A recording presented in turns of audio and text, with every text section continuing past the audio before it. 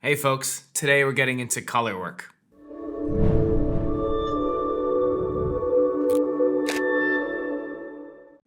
Howdy all, in today's more theoretical video, we're going to be taking a look at how to take advantage of Zoner Photo Studio's tone curve to improve and raise the level of your color work and playing around with your photograph's colors.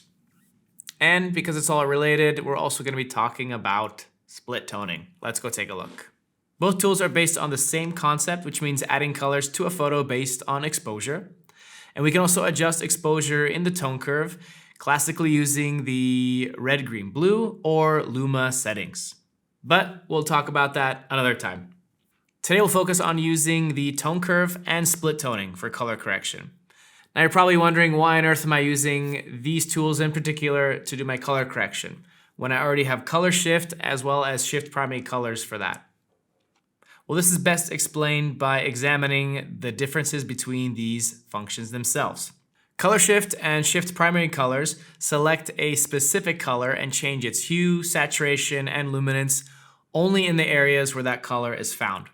On the other hand, the tone curve and split toning control exposure and add the color that we choose to certain light or dark areas of the photo. And this allows us to control the color of certain areas of the photo, such as only the light areas, even if they have the same color as the darker areas.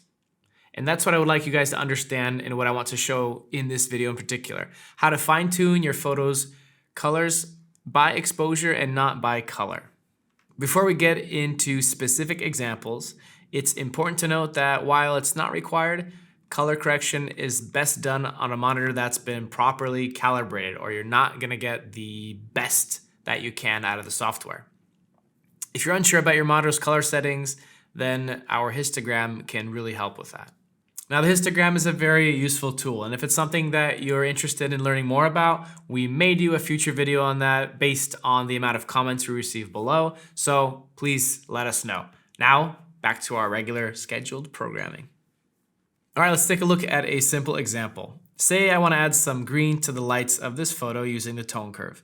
I have a choice of red, green, or blue, or RGB as everyone knows it. Remember that because we'll go back to that later in this video. Now let's select a green and locate the lights in the tone curve. Now to help, let's use the line segment here, which is going to show the darkest part of the exposure towards the bottom and the lightest part at the top right. Now let's add a point to the top and pull it up.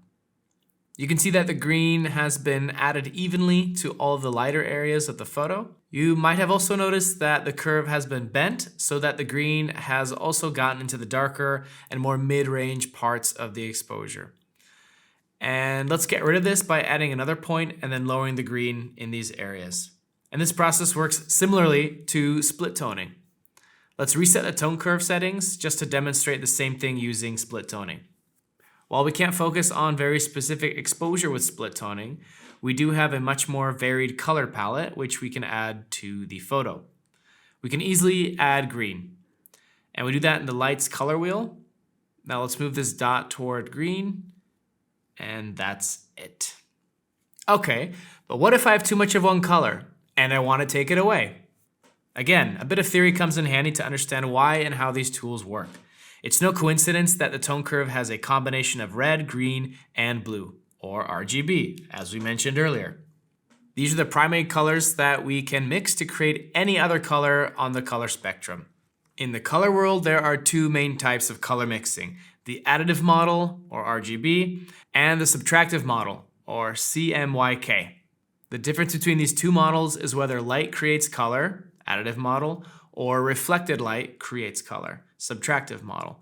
And that's why RGB is mainly used for TVs and monitors, and why CMYK is used for printed designs. Just like RGB stands for the names of the primary colors, CMYK is no different, and that's cyan, magenta, yellow, and K, which stands for black. And that's created by combining three of the previous colors. Now, combining RGB is gonna be all of the colors together, and that's going to create our regular white light, just like we know it from the sun. The most important thing to understand is that CMYK colors are actually opposites to RGB. Red and cyan are opposites, just like green and purple and yellow and blue. All right, this finally brings us to how we can use the tone curve or split toning, which add color to subtract a color from a photo. Now we use these colors to add the color's opposite, or complementary color, which eliminates the color itself. Now let's demonstrate it using an example. Let's see how we can use the tone curve in the lights to subtract blue. The easiest thing to do now is to select blue and subtract it from the lights. The opposite color, yellow, is now added. It's not always so simple, so I want to show you how it works if I want to add a color to subtract another color. We've got the same photo here, but it's edited in a way that we have too much purple here in the lights. And we don't have purple available to me, but we know that the opposite color to purple is green. So let's select green and increase it in the lights. Here notice how the color has balanced out nicely. Let's undo the changes and now demonstrate how to use the same thing using split toning. The placement of our colors in our color wheel here isn't just random. Opposite colors are located directly opposite one another. So if we want to remove purple from the lights, we've got to find it in the wheel and move the dot in the opposite direction, or in this case towards green. And after fine-tuning the purple hues, we've removed them completely. Now that we've explained how and why everything works, let's try fine-tuning the colors in a photo that have extremely poor color balance. Okay, at first glance, we can see that the photo is overly green in the lights and purple in the shadows. So when we start off with the lights and split toning, we're going to add the opposite color of green, which is purple, to the lights. And right away, we can see that the green has beautifully turned to white. And once we're done with the lights, let's start with the shadows. We want to subtract the purple from the shadows and add green. And so we're going to focus on this shadow here, which is around the delete key. And again, we can see that a purple tint is going away from the shadow. When we're done tweaking the colors, we can see that there is green in the darkest and almost black parts of the shadows, which we don't want. So let's go back to the tone curve and let's add a point here just to isolate darkest parts. Then let's move the button point to subtract green.